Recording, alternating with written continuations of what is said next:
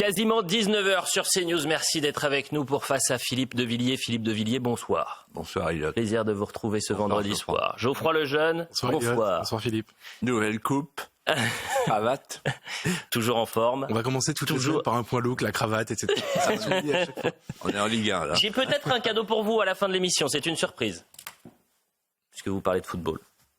Mais c'est à la fin de l'émission. On ne dit rien. Énormément de choses à traiter, des choses éminemment sérieuses. Philippe de Villiers, ce qui devait être une marche citoyenne et républicaine contre l'antisémitisme tourne au règlement de compte politique. Jean-Luc Mélenchon et ses soldats refusent d'y participer dimanche. Yael Braun-Pivet et Gérard Larcher ne veulent pas être aux côtés du RN. Les Verts, le PS, les communistes veulent former un cordon sanitaire contre la dite extrême droite. Quant aux drapeaux israéliens, ils seront interdits à cette marche dimanche. Ce que je vous propose, c'est qu'on commence avec les réactions des Français. On est allé tendre le micro cet après-midi pour savoir s'ils ont été choqués par cette semaine de politique aérienne. Oui, ça m'a beaucoup choqué dans la mesure où je crois que les différences politiques n'ont rien à voir avec le fait de manifester pour faire connaître son opinion. Ça me choque sur un plan théorique, mais sur le plan pratique, malheureusement, on sait que tous les moyens sont bons pour pouvoir se tirer dans les pattes et pour faire campagne. Il me choque. Vous dire qu'il me surprend, non. Ce sont nos politiques. Ils sont toujours en train de tirer pour eux et pas pour les autres. Donc voilà, oui, c'est choquant parce que vraiment, c'est un sujet sur lequel il ne devrait pas y avoir d'histoire politique. Ça ne devrait pas concerner le politique.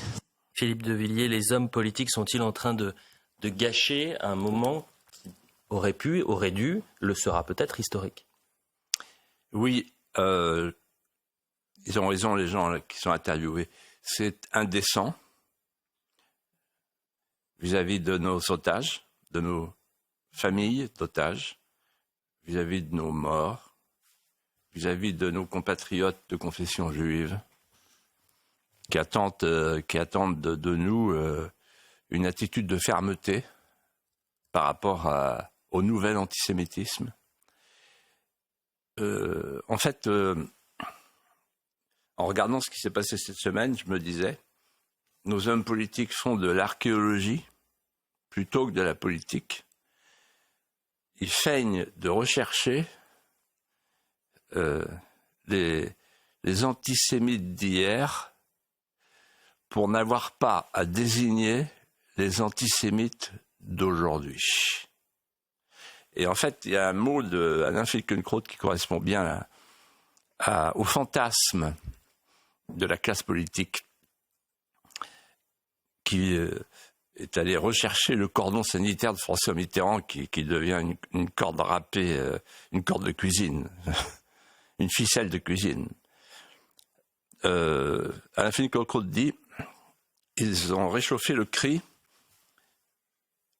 le fascisme ne passera pas. Moi j'ai entendu ça dans mon enfance, le fascisme ne passera pas.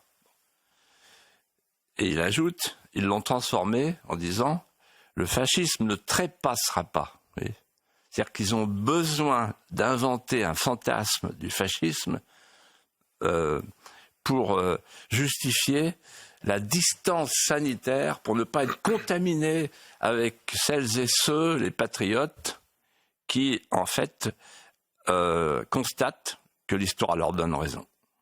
Emmanuel Macron, il doit se rendre dimanche à cette mobilisation. C'est une question que les Français se posent, Philippe de Villiers. Oui, il doit s'y rendre, parce qu'il est le principe d'unité, que c'est une manifestation pour l'unité nationale, et parce qu'il faut choisir son camp. C'est-à-dire qu'il y a un pays qui a été frappé par un groupe terroriste. Ce groupe terroriste, il a des correspondants chez nous. Et donc, le président de la République, qui ne peut pas continuer à peser des œufs de mouche dans des balances de toile d'araignée. Il faut trancher. Alors, il paraît que cette semaine, il y a eu un dîner, il y a 2 jours, avec ses proches, et il a fini par dire « non, parce que le pays est divisé ». Ah bon ? Il y a d'un côté le Hamas et de l'autre côté les Français, juifs et non-juifs, ceux qui sont les victimes d'aujourd'hui et les victimes de demain. Ah bon ? Le pays est divisé. C'est l'idée de la partition de Hollande. Ces gens-là font la partition et après ils la regrettent. Et c'est une raison pour eux de rester au chaud à l'Élysée, à regarder Madame faire sa pelote de laine. Cette semaine, il y a eu quand même quelque chose d'intéressant qui s'est passé, puisque on n'a pas réussi à définir les causes de l'antisémitisme cette semaine. Il a été question de cibler un parti, et cette cible prioritaire, c'est le Rassemblement national et son président Jordan Bardella. Et l'idée tout au long de la semaine a été de tirer une sorte de trait d'union entre Jean-Marie Le Pen et Jordan Bardella. Écoutez Olivier Véran, et d'ailleurs Jordan Bardella hier lui a répondu, en quelque sorte. Le Rassemblement national, par la voix de son président Jordan Bardella, a eu l'occasion il y a quelques jours de faire le choix de couper avec son histoire, avec les racines antisémites de ce parti d'extrême droite, ou bien le choix de couper avec la République. Nous avons entendu ce qu'a dit Jordan Bardella, qui ne savait pas si les propos, si Jean-Marie Le Pen était antisémite. La justice française a répondu à cette question en condamnant Jean-Marie Le Pen pour antisémitisme. De ce fait, en mon sens, le Rassemblement national n'a pas sa place dans cette manifestation. Maintenant, c'est une manifestation publique à laquelle chacun est libre, en conscience, de participer ou non. Qui est M. Véran pour distribuer des brevets de républicanisme? Quels sont leurs faits, leurs bilans? Qui est M. Véran pour dire un parti qui représente 42% des voix lors de l'élection présidentielle, qui a 89 députés et le premier groupe à l'Assemblée, et qui est quand même, pardonnez-moi, dans les 10 prochaines années, donné comme parti pouvant potentiellement être en capacité de gouverner et de rassembler une majorité de Français, qui est ce monsieur pour venir dire que nous n'avons pas notre place dans cette manifestation? Quand on fait ça, on fait de la petite politique politicienne. On n'est pas un homme d'État. Philippe de Villiers, il y a une semaine sur ce plateau, on était un peu effarés, terrifiés, même on commentait les dérapages de Jean-Luc Mélenchon et de ses amis politiques de la France Insoumise. Une semaine plus tard, on se retrouve sur ce même plateau et entre-temps, on est passé de la première situation que je décrivais à au fait d'exhumer des déclarations de Jean-Marie Le Pen datant d'il y a 30, 35, 40 ans. Et aujourd'hui, c'est devenu ça le débat politique en France. Selon vous, qu'est-ce qui s'est passé? Est-ce que vous pouvez nous décrypter cette séquence?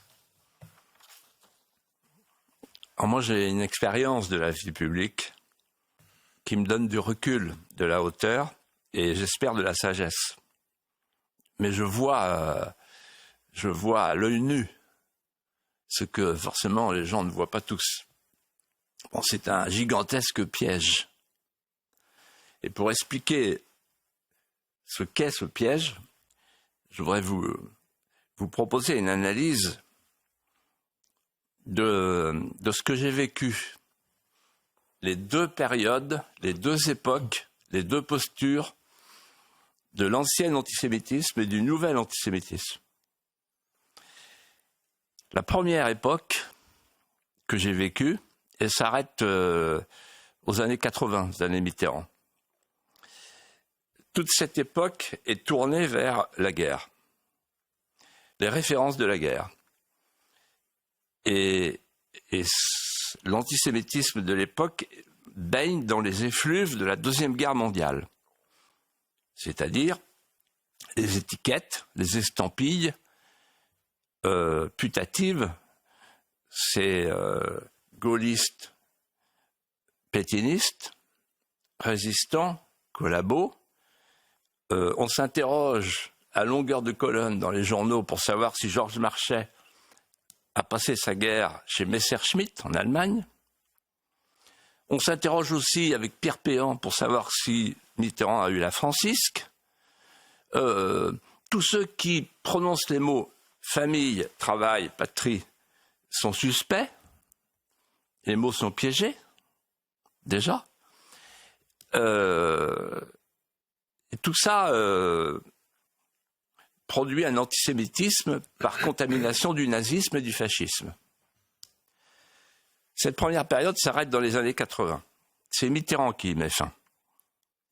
Mitterrand, quand il dit « les étrangers sont chez eux, chez nous », quand il ajoute « le nationalisme, c'est la guerre », et quand il ajoute, enfin, « la France est notre patrie, l'Europe est notre avenir ». Qu'est-ce que ça veut dire ? Ça veut dire que Mitterrand, quand il ouvre la France à l'Europe, qu'il laisse le franc glisser derrière le marque, il fait un choix. La fin de l'industrie, la fin des ouvriers, la fin de son électorat, la fin du socialisme version prolétariat. Et il est donc à la recherche du migrant, le nouveau peuple élu, le peuple migrant. Donc SOS raciste, la petite main jaune, etc. Et on dit, c'est parti. Et à partir de ce moment-là, c'est l'immigration massive qui arrive petit à petit, par paliers successifs. La droite, la gauche font la même politique. L'immigration massive, au nom du multiculturalisme, au nom du mondialisme, au nom de Maastricht, etc. C'est le progrès. Et de l'immigration massive sort le nouvel antisémitisme. L'antisémitisme islamiste, qui n'a strictement rien à voir avec le premier antisémitisme qui est mort de sa belle mort. Et donc, je réponds à votre question après ce détour un peu long, pardon. Mais quand en fait, il piège Bardella sur Jean-Marie Le Pen, c'est pour essayer de ramener sur le devant de la scène le premier antisémitisme, sans lequel ils ne survivent pas. Toute cette classe politique, en fait, elle est jugée de plus en plus sévèrement comme responsable du nouvel antisémitisme. Elle est jugée comme responsable de l'immigration massive. Elle a échoué. Et pour dissimuler son échec, pour dissimuler sa trahison, elle a besoin du cordon sanitaire. Elle a besoin d'aller rechercher le cordon sanitaire de Mitterrand. Et c'est ce qu'elle tente en ce moment. Et tout le monde est tombé dans le piège. Tous les médias sont tombés dans le piège. Comment vous expliquez que ça marche aussi bien encore aujourd'hui? Oui, ça marche encore aussi bien parce que le peuple français est un peuple qui aime l'histoire, la grande histoire, et que quand tous les médias se mettent sur un sujet commun, un sujet unique, eh ben après tout, on préfère l'archéologie à l'avenir. Et les Français ne sont pas dupes puisque je découvre en même temps que je vous écoute ce sondage IFOP à la question tout le monde a sa place à cette manifestation contre l'antisémitisme, y compris les élus du Rassemblement national. 71% des Français répondent oui. Et majoritairement, quand on voit dans le détail, la France insoumise, 61% des sympathisants répondent que le Rassemblement national a sa place. 70% chez les écologistes, 57% chez les Renaissance, 74% chez les Républicains et 90% au Rassemblement national. Mais là, il y a une chose très importante qui est en train de se produire. C'est que dans le temps, il y avait les fréquentables et les infréquentables. Les infréquentables, c'était les patriotes. Ceux qui prenaient la nation parce que c'était le nationalisme, ceux qui prenaient la frontière parce que c'était la xénophobie. Je me souviens de Robert Poujade, le Premier ministre de l'Environnement de Georges Pompidou, qui était un normalien brillant. Et un jour, il me dit, vous savez, l'environnement, c'est pas pour nous, parce que on nous rappelle en permanence la phrase « la Terre ne ment pas ». Donc en fait, il était ramené à Pétain. Et la droite ne pouvait pas faire d'écologie. Voilà, tout ça, c'est fini. Et ce qui est en train de se passer, c'est que dimanche, en fait, eh bien, je pense que les Français, de toutes origines, vont saluer chaleureusement ceux qui leur disent la vérité, c'est-à-dire ceux qui sont sans ambiguïté sur le Hamas, sur l'islamisme, sur les banlieues, sur l'immigration massive, sur le multiculturalisme, sur le mondialisme. Ceux qui ne veulent pas que la France meure. Et je voudrais dire une chose importante, dont je parle souvent avec mon ami William Golnadel. Qui n'ira pas à la manifestation. Oui, je le comprends. Souvent, je lui dis, tu sais, la phrase de Jean-Paul II, à Reims. Les Juifs sont nos frères aînés. Et donc, à chaque fois qu'il arrive quelque chose aux Juifs, les chrétiens sont pas loin. Les Français sont pas loin, dans ce pays de chrétienté.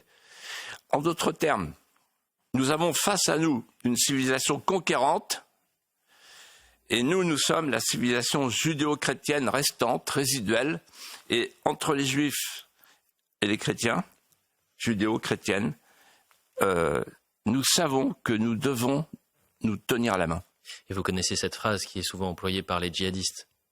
Après le samedi vient le dimanche. Voilà. Vous parliez de Gilles-William Golnadel. Je ne devais pas vous passer sa réaction, mais c'est tellement intéressant puisque William Golnadel est frappé dans sa chair depuis le 7 octobre. Il a toujours refusé dans sa carrière et dans les médias de faire le parallèle entre la Shoah et ce qui pourrait arriver à la communauté juive en Occident. Et sauf que depuis le 7 octobre, il le fait, ce parallèle-là. Et William Golnadel aurait dû être en première ligne dans cette manifestation contre l'antisémitisme, mais parce que cette mobilisation a été peut-être pourrie par le débat politique, eh bien, il décide de ne pas y aller dimanche. Écoutons-le, c'était hier soir. À titre personnel, je ne me rendrai pas à cette manifestation. Je considère que le porte-parole du gouvernement, M. Véran, s'est déshonoré. Alors même qu'il y avait une manifestation qui aurait dû être unitaire, en tous les cas de tous les partis unis contre l'antisémitisme, s'est déshonoré en ravalant cette manifestation à un enjeu politicard. Si on ne dit pas que c'est également contre l'antisémitisme de l'extrême gauche, contre le Hamas et pour la libération des otages, c'est dénué de sens. Pourquoi voulez-vous que je perde mon temps ? Au-delà d'une analyse politique, est-ce que ça vous peine de savoir que des personnes qui étaient en première ligne pour alerter sur cette montée du nouvel antisémitisme ne pourront même pas participer ? Ils n'ont pas le cœur à participer à cette manifestation. Oui, ça me peine. Et en même temps, je me dis la chose suivante. Ils vont le payer très cher. Cette classe politique est déconsidérée. Il va leur arriver des bricoles. Ça va être un grand coup de balai dans les années qui viennent. Justement, peut-être l'un des personnages qui a balayé les polémiques, c'est Serge Klarsfeld, avocat, président des fils et filles de déportés juifs de France. Et c'est peut-être à lui seul celui qui a mis fin à la polémique. Écoutez, c'était sur Europe 1 et puis il a réagi évidemment dans le Figaro. Il faut se réjouir que le Rassemblement national participe à la marche contre l'antisémitisme. Serge Klarsfeld. Il y a un refus d'un parti politique de participer à cette marche et je dirais qu'en contrepoids, il y a la venue d'un parti qui autrefois était antisémite et qui ne l'est plus depuis un certain nombre d'années, qui rejoint les valeurs républicaines et qui, heureusement, les rejoint ce dimanche. On se passera de l'extrême gauche antisioniste et antisémite et on accueillera le Rassemblement national devenu un parti fréquentable. Il reste la rupture véritablement définitive et éclatante avec Jean-Marie Le Pen qui, lui, a été, il y a 40 ans, 30 ans, le porte-parole d'un négationnisme vigoureux et néfaste. Ça nous paraît extrêmement important aussi une rupture avec son père, bien qu'il en coûte à une fille de rompre avec, d'une façon éclatante avec son père. Voilà. Vous qui avez connu les débats des années 80, entendre ça doit vous évoquer, c'est un tournant historique, non ? Oui, c'est un tournant historique, parce que M. Klarsfeld, c'est quelqu'un que je connais, de réputation. C'est l'historien qui a mis toute sa vie au service d'une cause, traquer les nazis, traquer les collabos, traquer les antisémites. Donc sa parole là pèse lourd. Alors ça veut dire quoi ? Ça veut dire que le fameux cordon sanitaire, je crois, c'est fini. Donc ça veut dire qu'au niveau des électeurs demain, on ne peut plus dire qu'il y a des gens fréquentables et infréquentables, ou plutôt, et c'est beaucoup plus important, les gens fréquentables ne sont plus les mêmes. Les gens fréquentables, ce sont ceux qui ont eu raison,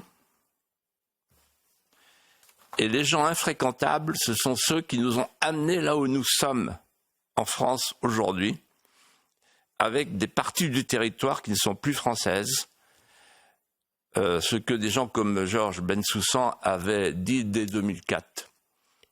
les gens qui ont fait en sorte qu'il y ait des territoires en France qui échappent à la souveraineté française, à l'identité française, à la civilisation française, ces gens-là ne sont plus fréquentables. Philippe de Villiers, la France Insoumise est le seul grand parti de France à refuser de participer au rassemblement dimanche à Paris. Certains iront à Strasbourg, car là-bas, le RN n'était pas le bienvenu. Ce qui m'intéresse, c'est comment combattre l'antisémitisme. On en a beaucoup parlé la semaine dernière, et je vais vous mettre en confrontation dans la même semaine 2 paroles politiques, celle de François Hollande et puis celle de son ancien Premier ministre Manuel Valls, puisqu'il va être question de Jean-Luc Mélenchon, qui a enchaîné les déclarations et souvent nourri la polémique, avec parfois une frontière extrêmement fine entre l'antisionisme et l'antisémitisme. Alors la question a été posée et à François Hollande et à Manuel Valls. Jean-Luc Mélenchon est-il antisémite? Écoutez. Jean-Luc Mélenchon n'est pas antisémite. Je connais Jean-Luc Mélenchon depuis longtemps. Je connais ses dérives quelquefois, mais je ne vais pas justement rentrer dans ce jugement. Il n'est pas antisémite, mais par des propos, par des développements, des argumentations qui n'en sont pas, il peut, sans le vouloir, encourager l'antisémitisme. Les propos de Jean-Luc Mélenchon et de ses amis ces derniers jours sont des propos antisémites, parce qu'antisionistes. Donc c'est lui qui est antisémite aujourd'hui. Mais il l'est. Alors qui a raison, Philippe de Villiers? Manuel Valls. En fait, Jean-Luc Mélenchon, on l'a oublié, mais il refuse d'aller à la manifestation contre l'antisémitisme, mais il est allé à la manifestation contre l'islamophobie. Donc il a choisi sa cause. Il a fait un choix de vie, un choix de fin de vie. Vous savez qu'il avait manifesté, je crois que c'était en 2019, aux côtés du Rassemblement national, contre la réforme des retraites. Ah oui, d'accord. Oui. Contre la réforme des retraites. Oui, là, il n'y avait pas de problème. Il avait même salué le geste d'humanité de Marine Le Pen en disant « elle progresse ». On a énormément de choses à traiter après la publicité. On reviendra sur la polémique de Roissy, parce que vous avez pu, là aussi, alerter les mosquées de Roissy. Le livre de Philippe de Villiers, c'était en 2006. Tariq Ramadan, Tabouaf, Éric Dupond-Moretti. On a un programme, cher Philippe de Villiers et cher Geoffroy Lejeune, très chargé. À tout de suite. La suite de Face à Philippe de Villiers, toujours avec Philippe bien sûr et Geoffroy. Parlons d'une autre polémique cette semaine. Philippe de Villiers à Roissy et les prières en salle d'embarquement à l'aéroport Roissy-Charles de Gaulle. Tout part d'un tweet et d'une photo de Noëlle Lenoir, ministre des Affaires étrangères dans le gouvernement Jospin, ancienne membre du Conseil constitutionnel. Et voilà ce qu'elle dit. ADP, Islam, photo du 5 novembre 2023 à Roissy. Que fait le PDG d'Aéroport de Paris? Quand son aéroport se transforme en mosquée, le changement d'affectation est-il officiel? Et le PDG d'ADP va répondre, Monsieur Augustin de Romanet, qui est PDG depuis 2012.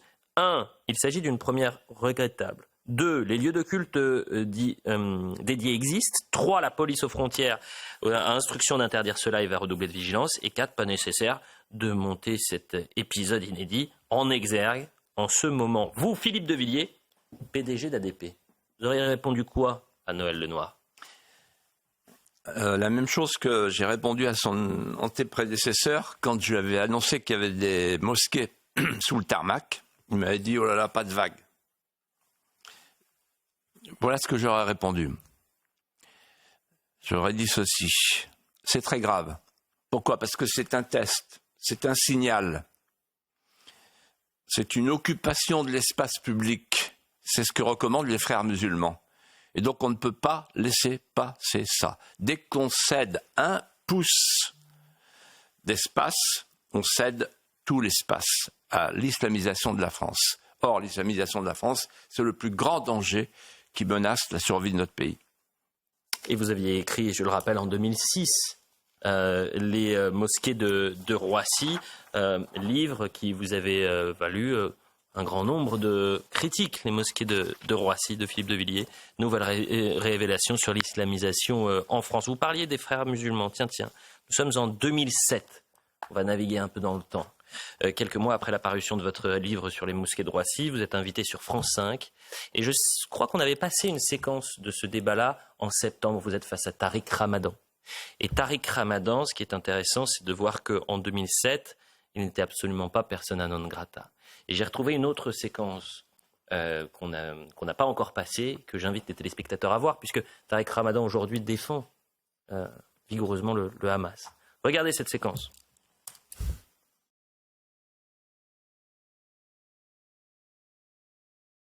2 responsables politiques alertés en 2007. Nicolas Sarkozy et vous. Ouais, c'était une étoile. Hein. C'était à l'époque, personne ne voulait débattre avec lui. Hein. Et donc, quand je me revois, j'ai un petit sentiment de fierté quand même. Ah oui. Vous dites pas que je de l'avais temps foutu perdu. dans les cordes. Hein. Et vous dites pas que de temps perdu, en fait. C'était il y a très longtemps, en réalité. Et à l'époque, tout le monde ricanait. Je me souviens très bien de vos interviews à l'époque. Quand j'ai sorti les mosquées de Roissy et quand je parlais de l'islamisation de la France, les gens se retournaient, les hommes politiques se retournaient pour ne pas entendre. Pour ne pas entendre. En fait, c'est la peur qui gouverne la classe politique depuis des années et des années. Et c'est la peur qui porte la lâcheté. Je souhaiterais qu'on s'arrête un instant, Philippe de Villiers, sur un homme qui aurait pu être sur les bancs de l'Assemblée nationale, dans l'hémicycle depuis 2022, sous la bannière à la France insoumise. Je parle de Taha Bouaf, évincé pour des accusations de violences sexuelles. C'est un tweet dimanche qui est passé sous silence, qui a été peu traité dans les médias. Je vous propose de le découvrir, puisque la sécurité des musulmans ne semble être la préoccupation de personne, ou si peu de monde, en tous les cas clairement pas celle du gouvernement. Les musulmans vont devoir sérieusement organiser leur propre défense politique, physique et médiatique. Où veut en venir Taha Bouaf, Philippe de Villiers? Alors c'est simple, déjà ils ont un outil juridique performant que n'ont pas les juifs, que n'ont pas les chrétiens. Il n'y a pas de délit d'opinion sur la christianophobie, il n'y a pas de délit d'opinion sur la judéophobie, mais il y a un délit d'opinion sur l'islamophobie. Donc, les hommes politiques ont tellement peur d'être déclarés islamophobes qu'ils se retiennent. Et maintenant, ce qu'ils proposent, c'est une milice d'autodéfense. En réalité, pourquoi les journalistes n'ont pas vu ça? Parce qu'ils ne connaissent pas le Liban et ils ne connaissent pas l'Iran. Mais moi, j'ai connu les milices au Liban. Le combat des milices. Il y avait des milices. Voilà. Et en Iran, il y a ce qu'on appelle les passes d'Aran.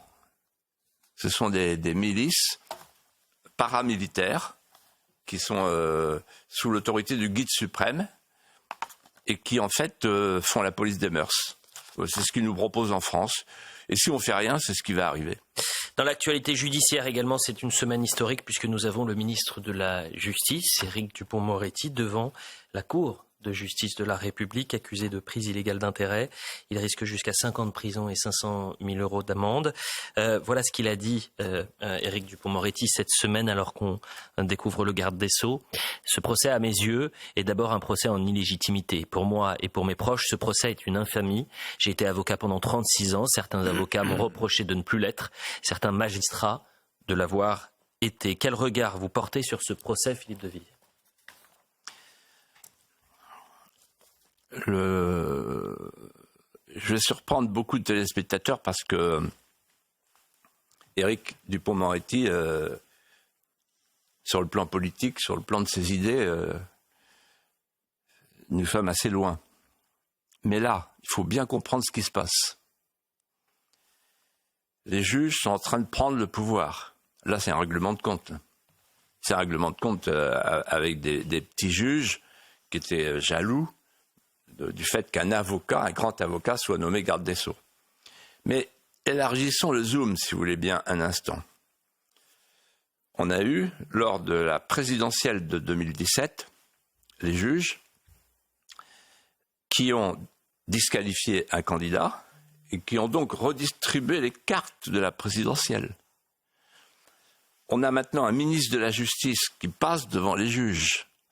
Pendant ce temps-là, on a un ancien président de la République qui court le risque du bracelet électronique, Nicolas Sarkozy. On a un grand leader politique qui subit la peine de l'infamie, alors que je le connais, il n'est pas du tout malhonnête, François Bayrou. On peut être en désaccord, on n'est pas d'accord, lui et moi, depuis des années, sur l'Europe notamment. Mais c'est un homme honnête. Donc, et alors, bien sûr, il y a beaucoup de gens qui peuvent dire « Oh là là, ils sont tous pourris, etc. » Attention, c'est beaucoup plus grave que ça. Et je vais vous dire pourquoi. Le pouvoir est fondé sur la légitimité. Pourquoi ? Parce que c'est la légitimité qui permet l'obéissance d'assentiment. Et quand un peuple manque à l'obéissance d'assentiment, c'est fini. Il n'obéit plus. Pour qu'il y ait la légitimité, il faut l'auctoritas et la potestas. La potestas, elle est partie à Bruxelles. La potestas, c'est le pouvoir. Les hommes politiques n'ont plus le pouvoir, c'est clair. Ils sont au mieux des gouverneurs. C'est Madame von der Leyen, l'impératrice, qui commande. Quant à l'auctoritas, c'est les magistrats qui l'ont.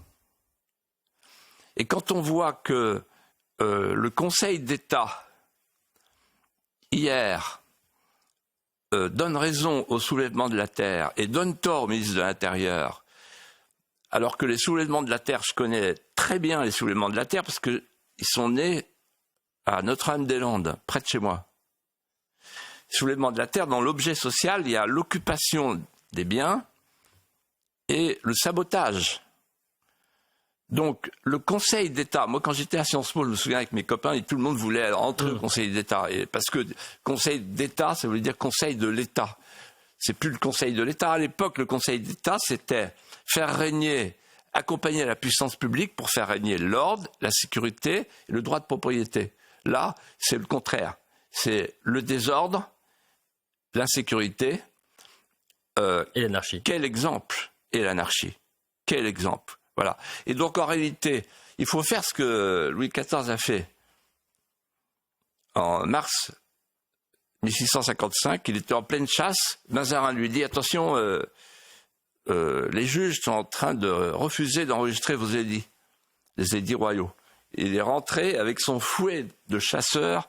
Il était botté, crotté, juste au corps de chasse. Il est arrivé, il a donné un grand coup de feu, il a dit maintenant vous allez m'obéir, vous êtes une autorité, vous n'êtes pas le pouvoir.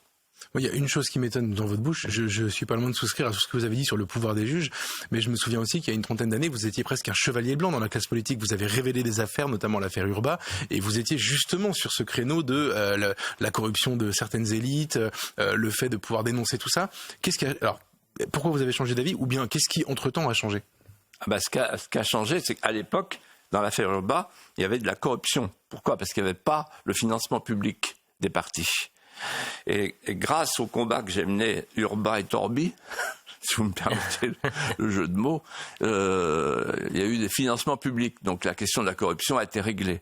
Mais là, maintenant, on est sur une toute autre question. C'est qu'on a des magistrats, notamment le syndicat de la magistrature, ils ont quand même commis le mur des cons, sur lequel j'étais. Et donc, ces magistrats, en fait, veulent se payer les politiques. Mais en se payant les politiques, ils empêchent toute action publique.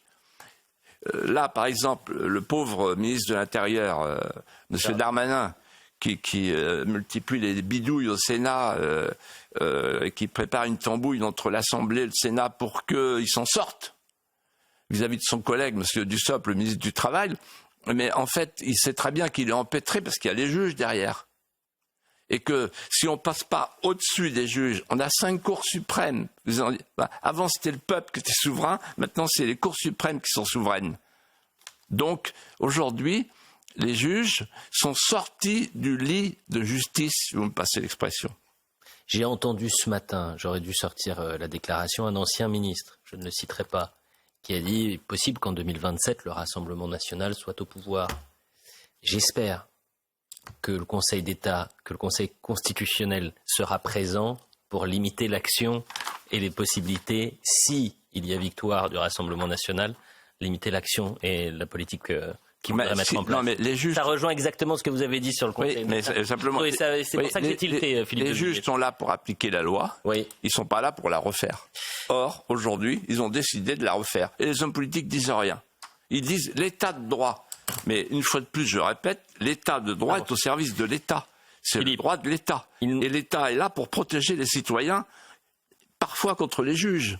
Les juges, aujourd'hui, ont remplacé la puissance publique. Philippe de Villiers, il nous reste moins de 10 minutes. On va parler de Guillaume Meurice, l'affaire Meurice qui se poursuit. Cette semaine, il a été donc sanctionné. On en avait déjà un peu parlé la semaine dernière, mais ça y est, on connaît la sanction. C'est un avertissement. avertissement de la part de France Télévisions pour avoir comparé, je rappelle, sur France Inter, Benjamin Netanyahou à un nazi sans prépuce. Le voilà dimanche prochain de retour sur les ondes alors qu'il a décidé de contester cette décision devant la justice. Et comme la semaine dernière pour l'AFP, Rima Abdul-Malak, la ministre de la Culture, reste très très prudente. Très prudente, ça s'est passé à l'Assemblée nationale, c'est Laurent Jacobelli qui l'interpelle. Plus de 1000 actes d'antisémitisme ont été dénombrés en France. C'est le moment que Guillaume Meurice, ce comique troupier de l'abject, a choisi pour comparer les juifs aux nazis, pour transformer les victimes en bourreaux. L'hostilité envers nos concitoyens de confession juive s'est glissée partout. Madame la ministre, vous semblez y assister, impuissante. Comment pouvez-vous tolérer que les impôts des Français servent à financer l'antisémitisme dans l'audiovisuel public après y avoir largement financé le wokisme et l'islamo-gauchisme? Je rappelle, n'en déplaise au Rassemblement national, que la presse est indépendante dans notre pays, qu'il y a une liberté éditoriale totale de l'audiovisuel public comme privé. Qu'est-ce qui s'est passé dans ce cas précis? Ne réduisez pas 3 mots d'un animateur humoriste à l'ensemble de la politique de l'audiovisuel qui est menée sous la houlette de la présidente Sybille Veil. Je pense que les téléspectateurs se souviennent de ce que vous avez dit la semaine dernière. Est-ce que Rima Abdul-Malak est à la culture ce que Pape Ndiaye était à l'éducation? Oui, elle progresse chaque semaine. Et sinon, sur Guillaume Meurice, un avertissement. Il y en a un qui pourrait répondre à ma place, c'est Geoffroy Lejeune. Parce que quand Geoffroy Lejeune est arrivé au JDD, je me souviens de ce que Mme Pape Ndiaye a dit à ce moment-là. Madame Rima Abdul-Malak. Avançons, actualité aussi très importante, et vous vouliez absolument traiter ce sujet, Philippe de Villiers. En Allemagne, une crèche nommée Anne Frank veut se débaptiser pour trouver un nom dit plus ouvert.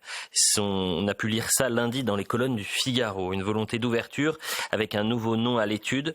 Ça s'appellerait World Explorer. Selon la directrice de l'établissement, l'histoire d'Anne Frank est difficile à comprendre pour les jeunes enfants et les parents issus de l'immigration qui ne se reconnaissent pas dans ce nom. Vous en pensez quoi, Philippe de Villiers? Je pense que les nations vaincues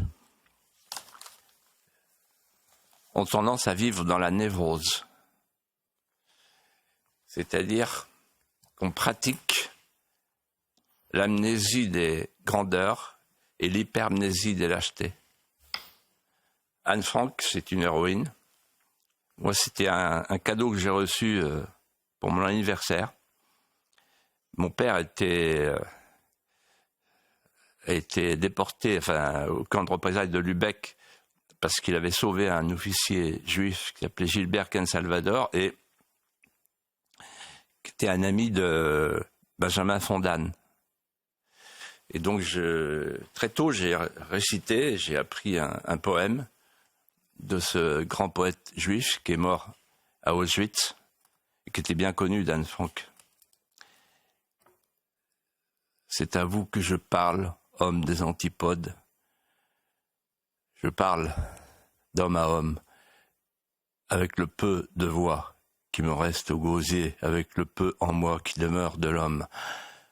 Mon sang est sur les routes, puisse-t-il ne pas crier vengeance. Un jour viendra, c'est sûr, de la soif apaisée, nous serons au-delà du souvenir. Alors, souvenez-vous que j'avais un visage comme vous, une bouche pour prier comme vous.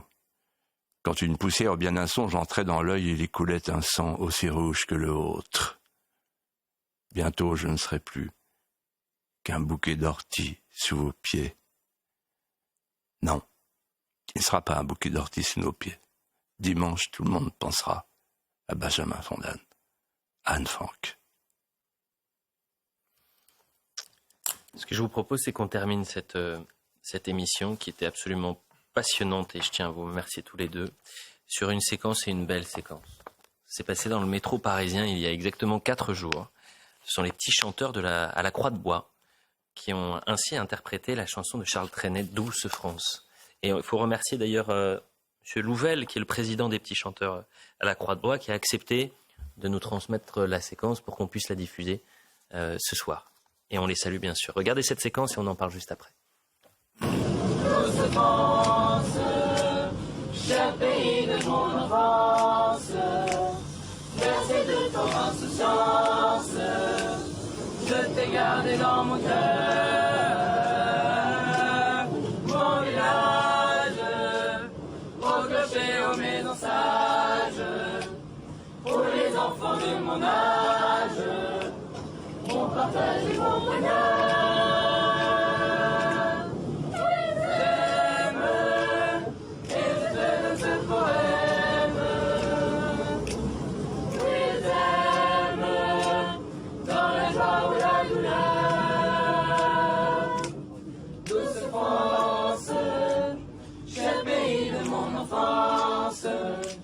Bercé de ton insouciance, je t'ai gardé dans mon cœur.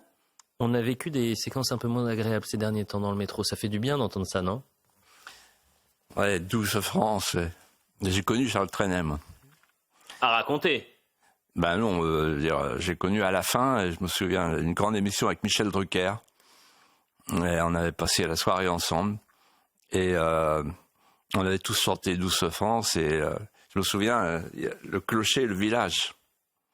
Les paroles ont un sens aujourd'hui. Et en fait, je rapproche la Douce France de ce que Michelet a dit de la Douce France. Michelet a dit, la France est un être, parce que Douce France, ça vient de la chanson de geste, la chanson de Roland. La France la douce.